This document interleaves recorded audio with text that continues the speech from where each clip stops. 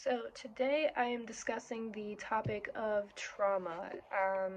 It has been introduced to me in a new perspective, or new to me, anyways. I'm reading this book called Waking the Tiger, Healing Trauma by Peter Levine. It's a really great book, but it starts off by explaining the experience of trauma and how specifically, like, okay, so imagine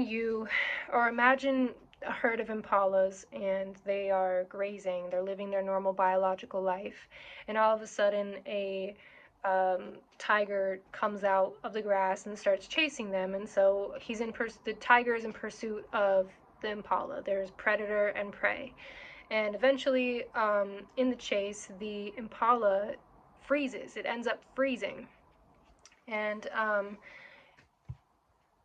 when it freezes, like it either surrenders so that it doesn't feel the trauma of being eaten alive, or, eventually there's an opportunity where the tiger drops it and it suddenly gets up and runs away, escapes, and then it shakes itself off and then it goes back to living its regular life. And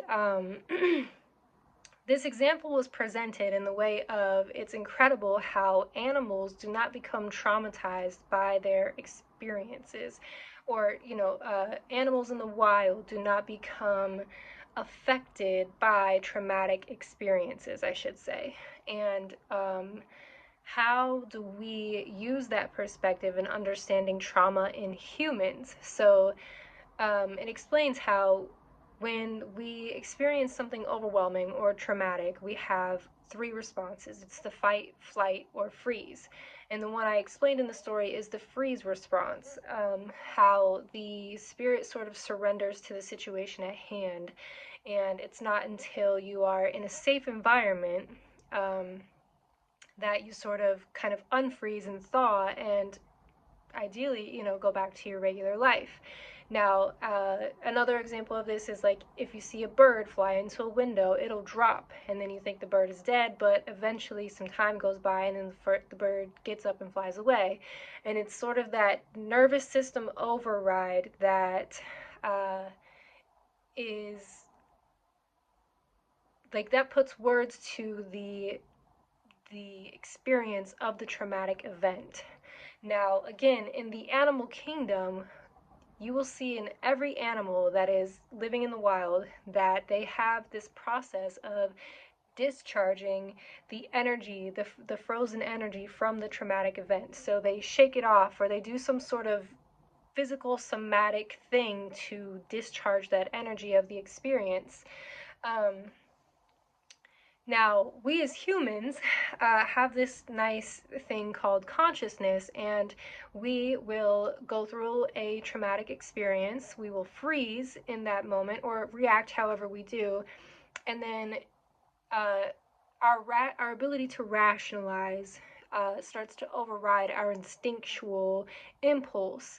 So, whereas animals, they freeze, they get up, shake it off, and then go live their life. We as humans will have the experience, freeze, and then we get to a certain state or a certain point in the day or time has passed since the traumatic event, and now we live our life.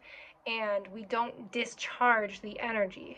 And in the book, it's interesting because it talks about how it is this energy that's not discharged that is what causes the symptoms of trauma. So it's not the traumatic event itself that causes symptoms of trauma, it is the lack of discharging that energy.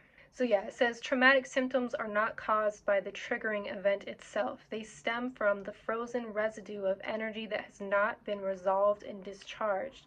This residue remains trapped in the nervous system where it can wreak havoc on our bodies and our spirits.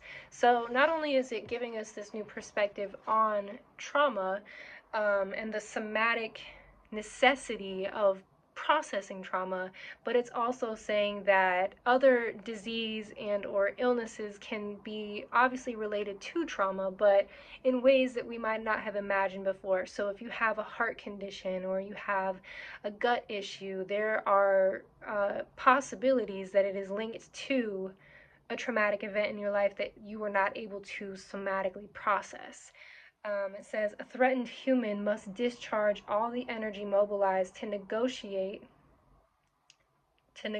that threat, or it will become a victim of trauma. This residual energy does not simply go away. It persists in the body and often forces the formation of a wide variety of symptoms, including anxiety, depression, and psychosomatic and behavioral problems. These symptoms are the organism's way of containing or corralling the undischarged residual energy. So if we're not able to somatically process the overwhelm of a traumatic event, then it comes out in other ways, like indescribable anxiety or things that feel out of control. You know, anyone who experiences anxiety knows that feeling of, I don't know why this is happening, I don't know where it's coming from. More than likely it's coming from a situation that was not somatically processed in the body. So what does this leave us with? It leaves you with the idea that you can process trauma somatically. So that's where tapping comes into. You can tap there, you can look up EMF, EMF tapping points. You can literally dance, you can do anything to activate in the body this transmutation of energy and get it to process and be digested rather than continue to store it within the body. This has helped me in understanding ways in like ways for me this has helped me in the way of understanding that certain symptoms that would come from my own anxiety and my own PTSD experience, again, it's just the unfathomable. Like, I don't know where this is coming from. I don't know why I'm acting this way. I don't know why I feel this way or why I'm experiencing these symptoms.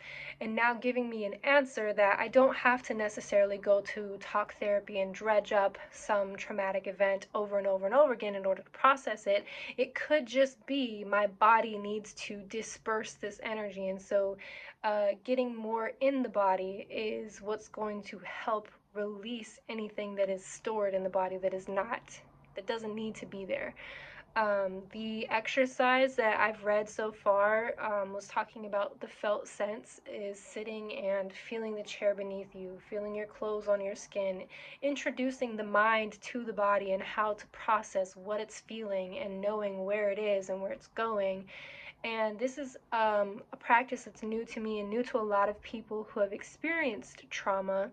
They don't really have an in-depth relationship with what they're feeling at all times, because it can be overwhelming, or that disconnection can be safer than it is to say, oh, hey, I'm very uncomfortable in this moment, and now I need to adjust and do something in order to regulate or bring comfort back into the conversation.